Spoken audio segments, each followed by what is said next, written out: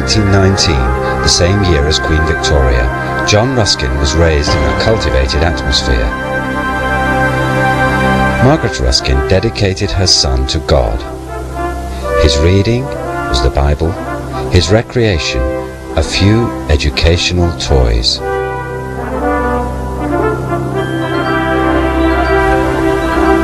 His father, however, a successful sherry merchant, travelled across much of Britain, often accompanied by his son. These journeys revealed an 8-year-old who wrote like an angel.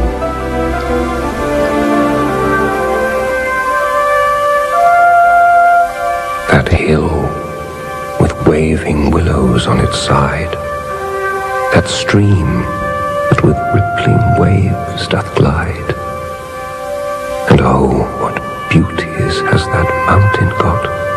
The rock stands high against the sky. Those trees stand firm upon the rock and seem as if they all did lock into each other. Tall they stand, towering above the withered land.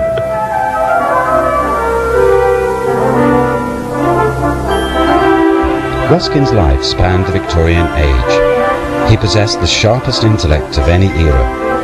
As an artist and poet, a critic of the arts and architecture, social reformer and conservationist. He was a catalyst.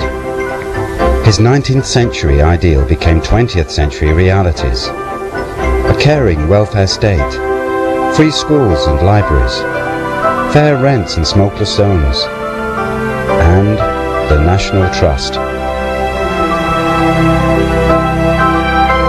Leo Tolstoy wrote, John Ruskin was one of the most remarkable of men, not only of England and our time, but of all countries and all times. He was one of those rare men who think with their hearts. And so he thought and said not only what he himself had seen and felt, but what everyone will think and say in the future.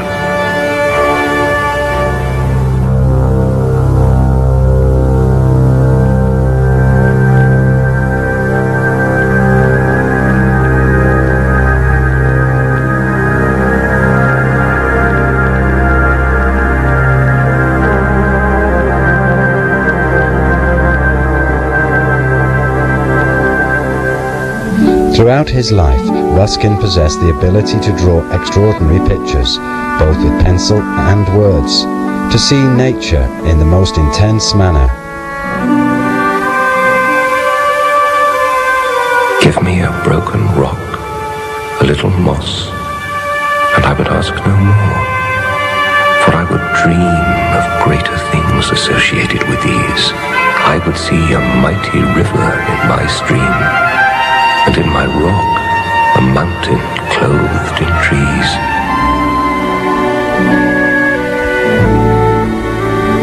Ruskin's first visit to Europe at the age of 14, inspired by exquisite alpine drawings of the English artist J.M.W. Turner, confirmed his lifelong fascination for the mountains. Before me soared the needles of Mont Blanc, splintered and crashed and shivered. The very snow cannot cling to the down-plunging sheerness of these terrific flanks that rise preeminently dizzying and beetling above the sea of wreathed snow.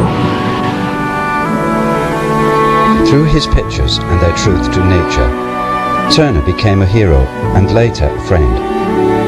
When an attack was made on the elderly artist's style, the younger artist, now aged 20, wrote a vigorous essay in his defense. He went to the cataract for its iris, to the conflagration for its flames. He asked of the sea its intensest azure, of the sky its clearest gold. The essay grew into a book, and the book into 5 volumes called Modern Painters. Ruskin, as can be clearly seen in his drawings, lifted English art from the formalism of the 18th century to the more natural style of the 19th. And through his writings he was now firmly established as the most influential art critic in England. His influence can still be seen today.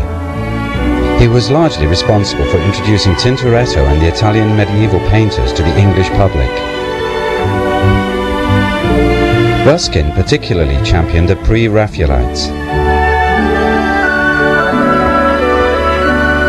and helped re-establish interest in Gothic architecture.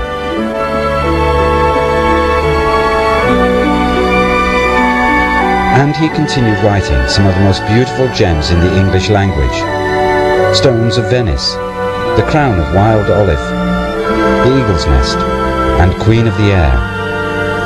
His autobiography, Praeterita, is the jewel in the crown.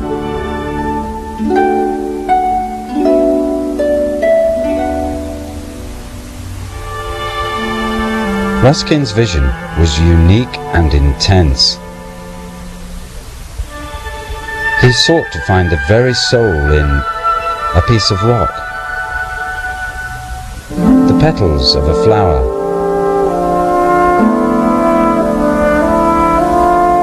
or a peacock's feather.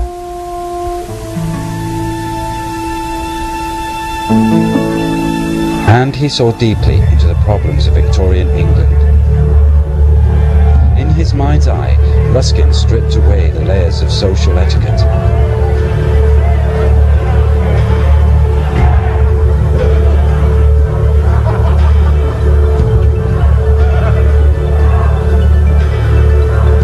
Blindfold removed, he found a dark reality the few in his privileged position dared to even imagine. Poverty, the misery, overcrowding housing, bad sanitation, child labour and inhuman working hours. Ruskin was racked with guilt and compassion. The machine of Victorian capitalism had become a horrific monster. In Ruskin's mind, it was a battle of medieval proportions between light and dark, beauty and ugliness, between a society that cared and a society that destroyed. Ruskin was no coward. He took his fight into the Lion's Den, Brantwood, Sheffield, and Manchester, then the capital of capitalism. He goaded wealthy industrialists who assembled for genteel lectures on architecture. I will suppose your success is absolute. That from shore to shore, the whole of the island is to be set as thick with chimneys as the masts stand in the docks of Liverpool. That there shall be no meadows in it, no trees, no gardens. That the smoke, having rendered the light of the sun unserviceable, you work always by the light of your own gas. Ruskin's creative outpourings reached fever pitch. He was drawing and writing 20 letters each day. 3 or 4 books were written simultaneously. He lectured around the country and travelled extensively across Europe. And he was appointed the first Slade Professor of Fine Art at Oxford. The sheer mental effort was too much. He suffered recurring and worsening bouts of physical and mental illness.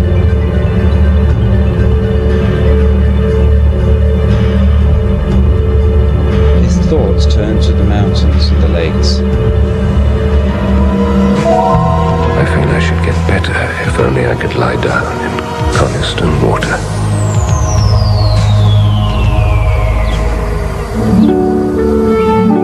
Then, within weeks, he was offered Brantwood and bought it unseen for £1,500. I raise my eyes to these Coniston fells and see them at this moment imaged in their lake, and quietly reversed and perfect similitude. The sky, cloudless above them, cloudless beneath, and two level lines of blue vapor drawn across their sunlighted and russet moorlands, like an azure fess across a golden shield. Ruskin threw himself into manual work. He had the house extended, building the famous turret, and a new dining room. He had a boat built, the Jumping Jenny, and together with friends he built a harbour. Reclaimed and cultivated the unusable fells. Built reservoirs to drain the land and control the waterfall. Above all, he returned to nature, perhaps hoping to regenerate his mind. I'm almost sick and giddy with the quantity of things in my head. Trains of thought beginning and branching to infinity, crossing each other and all wanting to be out. Throughout this period, his crusade against uncaring capitalism continued. The time had now come to pursue his aims in practical ways. Using a tenth of his considerable investment income, Ruskin founded the Guild of St. George, establishing a museum in Sheffield for working people. But the ultimate aims were enormous. That there be no taxes to pay. That everybody had clothes enough. That everybody had food enough. That everybody had jewels enough. That everybody had as many books and pictures as they could read or look at, with quantities of the highest quality in easily accessible libraries and galleries. An English utopia. In Unto This Last and Other books, Ruskin proposes free state education, social security, housing for the old and destitute, minimum wages, rent control, public ownership of transport, and a European trading community. In Ruskin's time, none of this happened. The great cry that rises from all manufacturing cities, louder than their furnace blast. Mad for money, tearing each other to pieces and starving each other to death. We manufacture everything there except men. We blanch cotton and strengthen steel, and refine sugar and shape pottery. But to refine or to form a single living spirit never enters our estimate of advantages. It was more than Ruskin's fragile mind could stand. He became more and more isolated, a single beacon of hope in the sea of despair. Dark, threatening storm clouds gathered over Brantwood. Ruskin believed the elements were locked in battle between good and evil. In truth, the chimneys of industrialization were polluting Europe. The darkness in the sky reflected the darkness in his mind. During his last decade, he was an exhausted shell. John Ruskin, one of the most extraordinary men in England, died in January 1900.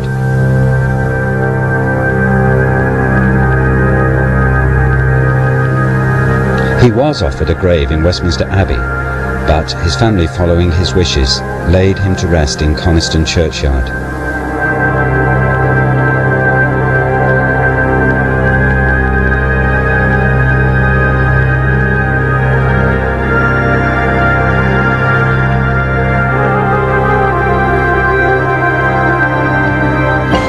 Brantwood lives on.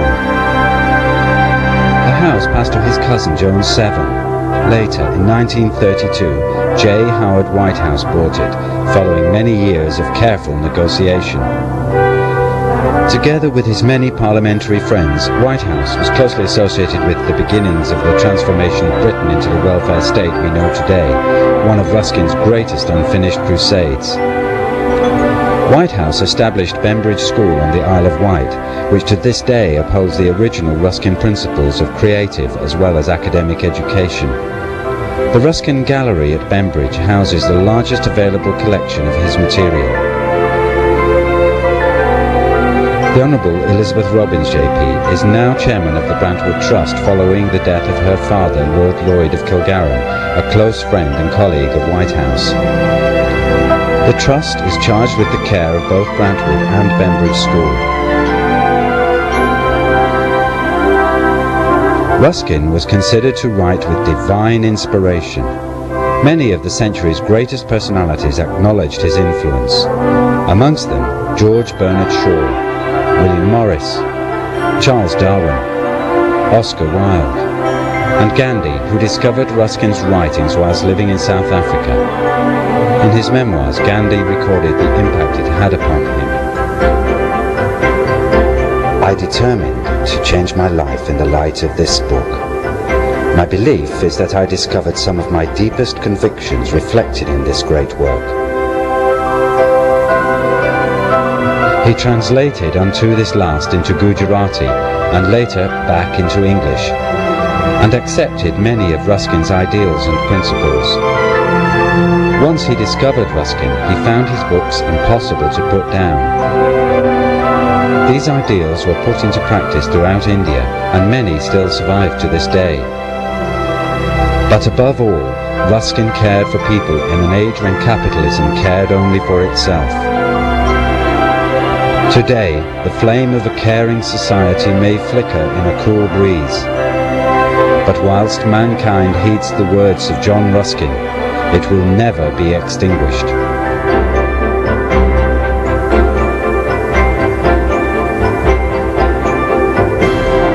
I desire to leave this one great fact clearly stated.